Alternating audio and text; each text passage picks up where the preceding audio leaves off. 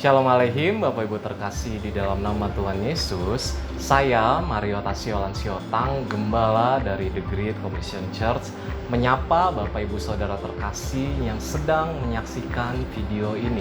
Video ini akan disampaikan oleh Wakil Gembala dari The Great Commission Church, yaitu Pastor Jawarman Siotang.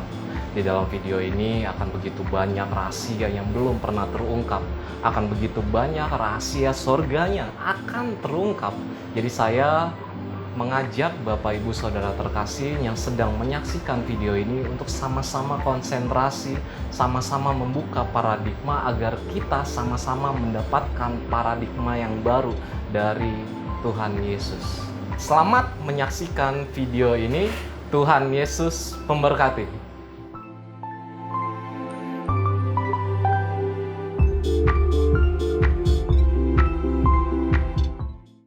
Shalom Aleihim, saudara-saudara semua. Perkenalkan, saya Jawarman Siotang. Hari ini saya dikasih kesempatan kembali boleh melayani. Saya dikasih karunia boleh sharing sedikit tentang kebenaran Tuhan. Hari ini saya mau sharing tentang destiny. Saudara, seberapa banyak di antara saudara yang sudah tahu tentang destiny-nya? Seberapa banyak di antara saudara yang sudah tahu persis kira-kira destiny kehidupannya masing-masing apa? Atau hari ini saya nggak tahu apa yang terjadi dalam kehidupan saudara-saudara. Mungkin hari ini ada saudara-saudara yang masih ragu akan destiny-nya. Mungkin hari ini saudara ada yang masih nggak yakin akan setiap destiny-nya. Saya selalu percaya setiap kita orang-orang yang dikasihi Tuhan, setiap kita punya blueprint-nya masing-masing. Setiap kita punya destiny Tuhan yang Tuhan sudah taruh dalam setiap kehidupan kita masing-masing. Karena sekali lagi, destiny adalah tujuan akhir hidup, atau kalau bahasa saya suka bilang bahwa destiny itu bicara tentang garis akhir. Setiap kita, saudara, setiap kita pasti punya pertandingan masing-masing. Setiap kita punya garis akhir yang Tuhan dari awal sudah taruh dalam setiap kehidupan kita masing-masing. Mungkin di antara setiap kita, engkau ada yang garis akhirmu adalah pembawa lawatan. Engkau ada yang garis akhirmu adalah membiayai lawatan. Engkau ada garis akhirmu sebagai orang-orang yang Tuhan pakai jadi kepanjangan tangan Tuhan untuk memberkati kota. Atau engkau ada yang garis akhirmu sebagai pendeta, sebagai penginjil, sebagai gembala. Atau mungkin engkau ada yang garis akhirmu adalah misionaris Tuhan. Atau mungkin ada orang-orang engkau terpanggil sebagai ghostbuster, engkau terpanggil sebagai orang-orang yang melayani jiwa-jiwa yang mungkin gak banyak orang lihat, tapi mungkin itu adalah garis akhir setiap kehidupan saudara-saudara. Saya sejujurnya saudara, kalau saya mau kesaksian di usia saya yang muda ini, sejujurnya saya gak pernah tahu kalau garis akhir saya, kalau destiny saya hari ini adalah gembala. Kalau garis akhir saya adalah ternyata pelayan Tuhan. Karena sejujurnya dari dulu saya tidak pernah suka, bahkan saya membenci apa yang namanya pelayanan. Tapi Tuhan bawa sedemikian rupa. Tapi sekali lagi, itulah yang namanya destiny, saudara. Karena sekali lagi bicara tentang destiny, sejauh apapun engkau pergi, sejauh apapun engkau berlari, kau akan ditarik Tuhan kembali masuk dalam setiap destiny. Tuhan akan selalu kasih kesempatan demi kesempatan. Tapi sekali lagi pilihannya ada di kita, saudara. Kita akan buka dulu ayatnya, saudara, di Roma 9 ayat 11. Saya akan bacakan buat saudara. Sebab waktu anak-anak itu belum dilahirkan dan belum melakukan yang baik atau yang jahat, supaya rencana Allah tentang pemilihannya diteguhkan, bukan berdasarkan perbuatan, tetapi berdasarkan panggilannya. Saudara, perhatikan di sana. Ternyata Tuhan memanggil bukan karena engkau baik. Ternyata Tuhan memanggil bukan karena berdasarkan perbuatan saudara. Bukan karena engkau sudah banyak melakukan pelayanan, bukan karena engkau sudah banyak melakukan setiap hal. Tapi Tuhan memanggil setiap kita karena berdasarkan panggilannya, saudara. Tuhan, sekali lagi, Tuhan memanggil bukan karena perbuatanmu, saudara.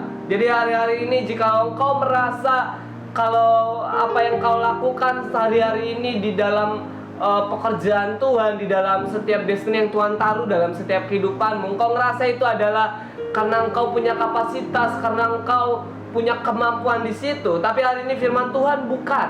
Firman Tuhan bilang Tuhan memanggil bukan berdasarkan perbuatan, tapi Tuhan memanggil berdasarkan panggilannya masing-masing. Tetapi gini saudara, Tuhan memanggil sekali lagi dengan apa yang kalau saudara baca, Tuhan memanggil dengan apa yang Tuhan sudah ukirkan dalam setiap kehidupan kita masing-masing saudara. Dulu saya suka bertanya-tanya saudara ke Tuhan, gitu kan. Kalau saudara tahu Tuhan suka dulu saya zaman kecil saya suka diajari kalau Tuhan tuh Maha tahu, gitu kan. Terus saya suka dalam perenungan saya dalam waktu saya baru-baru bertobat, gitu kan. Terus saya tuh suka merenung saudara. Ada satu momen saya merenung, Tuhan Maha tahu, gitu kan. Berarti kalau saya jatuh, Tuhan izinkan itu terjadi, gitu kan. Saya suka nanya, suka tiba-tiba merasa, oh ya kalau saya jatuh berarti emang sengaja Tuhan yang buat, gitu kan. Tuhan yang buat.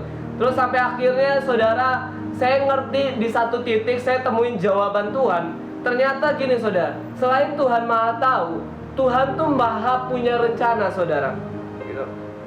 Sekali lagi segala sesuatunya tinggal kita yang pilih, gitu kan. Kalau kita bilang iblis datang sebagai pencuri, dia datang dalam setiap kehidupan kita, nggak akan pernah ngomong-ngomong saudara. Dia akan selalu datang tiba-tiba mencuri segala sesuatu yang Tuhan taruh, kasih, kebaikan, setiap hal, sukacitamu. Iblis akan diam-diam curi itu. Tapi Tuhan tidak seperti pencuri saudara. Tuhan tuh selalu datang dengan hormat. Ketika dia datang dalam kehidupan kita, dia akan datang ketuk pintu hati kita. Tapi kembali, maukah engkau hari-hari ini buka hatimu, izinkan Tuhan masuk, gitu. Dan hari ini Tuhan tuh punya maha rencana saudara. Dia bisa taruh rencana yang besar dalam setiap kehidupan kita. Tapi sekali lagi pilihannya ada di kita. Pilihannya ada di tanganmu. Saya singkat saudara, tapi saya mau ceritain ada sebuah kisah di Alkitab. Kalau saudara tahu di mana bangsa Israel waktu itu, sebenarnya bangsa Israel dikasih Tuhan sebuah destiny. Waktu itu bangsa Israel dikasih Tuhan sebuah perjanjian. Waktu bangsa Israel ditawan oleh bangsa Mesir, terus Tuhan menjanjikan mereka akan masuk ke dalam tanah perjanjian, di mana tanah itu akan berlimpah susu dan madu, gitu kan. Tuhan menjanjikan mereka akan masuk ke tanah yang di sana mereka akan hidup dengan berkelimpahan, gitu kan. Tapi singkat cerita saudara, kalau saudara belajar nanti di perjanjian lama, gitu kan, singkat cerita ternyata ada satu hal yang menarik. Waktu itu bangsa Israel, waktu itu Tuhan janjikan ke bangsa Israel, kalau mereka mau ikut Tuhan, kalau mereka mau berjalan bersama-sama dengan Tuhan, mereka tuh bisa masuk ke tanah perjanjian hanya butuh waktu seminggu saudara. Tapi waktu itu mereka harus lewatin, cuman waktu itu Tuhan bilang, kalau engkau mau jalan sama aku akan janjikan engkau akan masuk ke tanah perjanjian dalam waktu seminggu.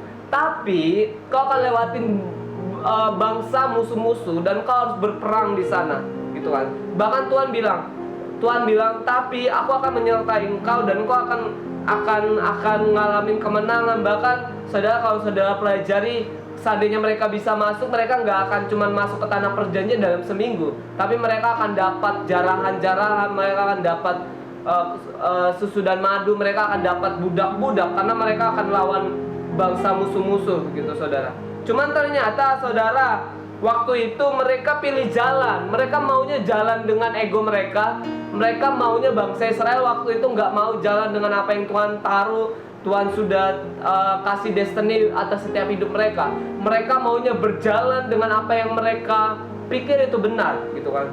Akhirnya mereka berjalan dengan yang ego mereka, apa yang mereka mau. Yang tadinya mereka harusnya masuk ke tanah perjanjian cuma butuh waktu seminggu, tapi kalau saudara belajar nanti di Alkitab, mereka butuh waktu 40 tahun untuk masuk ke tanah perjanjian. Dan paling parahnya mereka harus lewat padang gurun saudara.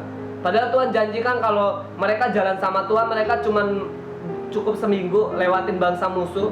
Bahkan sekalipun lewatin bangsa musuh, janji Tuhan gak pernah supaya mereka jadi gagal, tapi janji Tuhan mereka akan mengalami kemenangan demi kemenangan. Saudara, hari-hari ini banyak orang mengajarkan atau banyak orang tahu bahwa hidup ini bicara tentang dua dunia. sering sekali kita diajarkan atau saudara pernah dengar di beberapa pengkhotbah, mungkin di beberapa orang-orang Kristen bilang diajarkan bahwasanya hidup itu ada dunia sekuler dan ada dunia rohani. Orang berpikir bahwasanya ketika kita masuk ke dalam sebuah gereja itu adalah dunia rohani, terus ketika kita keluar itu adalah dunia sekuler. Makanya hari-hari ini saudara, sering sekali di dalam gereja kita dapati setiap banyak orang Kristen di dalam gereja dan di luar gereja berbeda, saudara. Kelakuan dalam gereja dengan di luar gereja berbeda jauh. Makanya hari-hari ini yang saya berharap saudara kita tangkap, harusnya paradigma dan cara berpikir demikian tidak ada lagi dalam setiap kehidupan kita dan tidak boleh ada. Karena sekali lagi saya mau tekankan saudara, tidak ada istilahnya dunia sekuler dan dunia rohani. Anda harus tahu, saudara harus tahu bahwasanya hidup ini adalah ibadah. Apa yang hari ini engkau kerjakan, apa yang hari ini engkau lakukan, apa yang hari ini Tuhan percayakan dalam setiap kehidupanmu hari-hari ini, baik itu besar, baik itu kecil, lakukanlah itu seperti untuk Tuhan. Karena segala sesuatu yang kau kerjakan itu adalah penyembahanmu kepada Tuhan. Itu adalah penyembahanmu kepada Allah.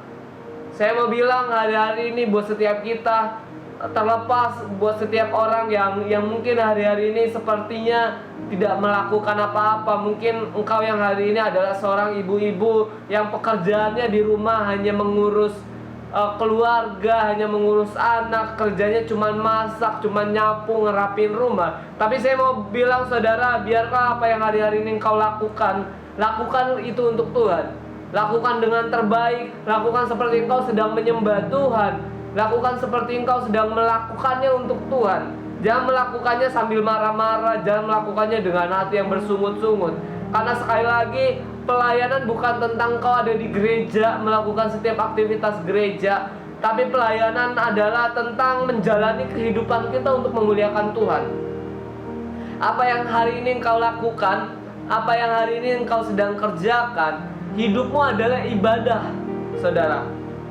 Apapun itu hidupmu adalah ibadah. Hari ini jika engkau adalah seorang pelajar, hari ini jika engkau adalah seorang kepala rumah tangga, engkau ibu rumah tangga, kau adalah seorang anak, apapun itu hari ini, tapi hari ini adalah hidupmu adalah ibadah. Apa yang kau lakukan adalah itu pelayananmu kepada Tuhan.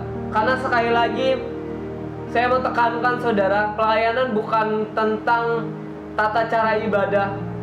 Pelayanan bukan cuma sekedar engkau bermain musik atau engkau berkhotbah atau engkau sekedar tampil di mimbar. Tapi pelayanan adalah bagaimana kamu hidup hari-hari ini.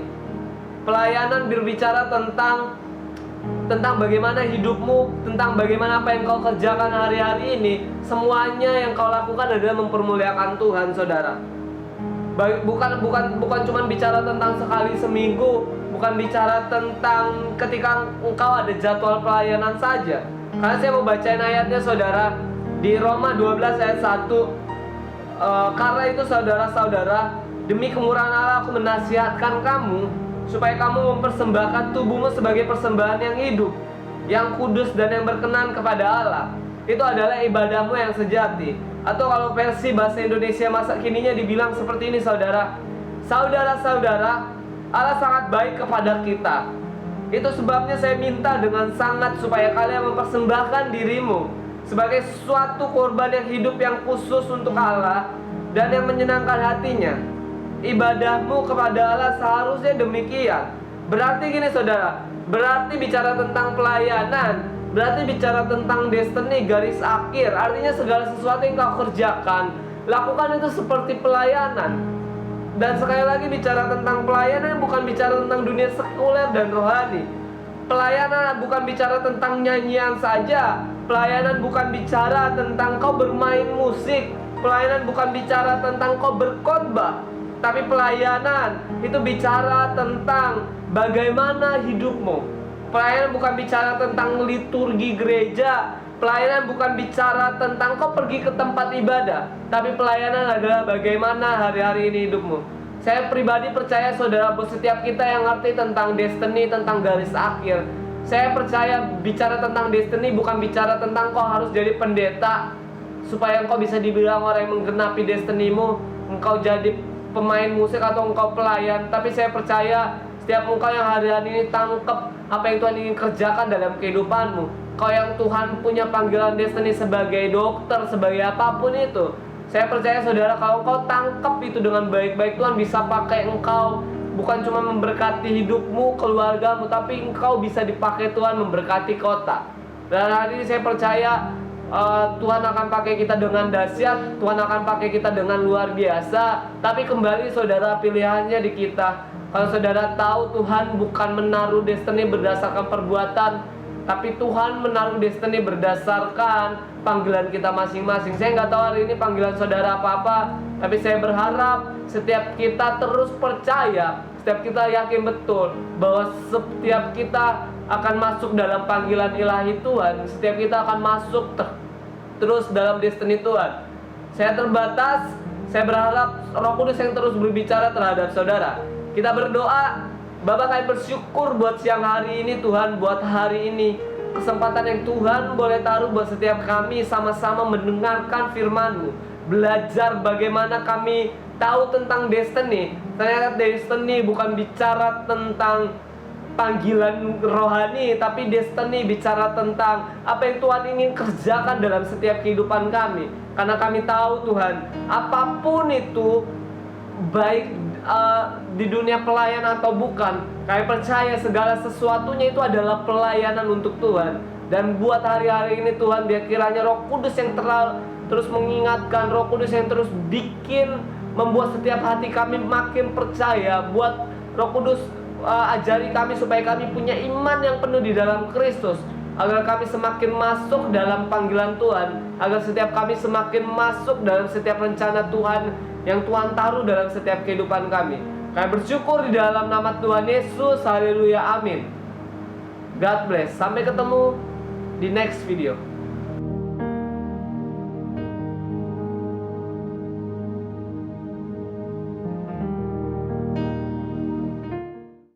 Kita sudah selesai menyaksikan pemaparan yang telah disampaikan oleh Pastor Jawarman Siotang, dan kita akan akhiri di dalam doa. Dan saya undang kita untuk bersama-sama berdoa dan ikuti setiap doa saya. Kami mengucap syukur Tuhan di kesempatan hari ini kami boleh diizinkan untuk menyaksikan pemaparan video.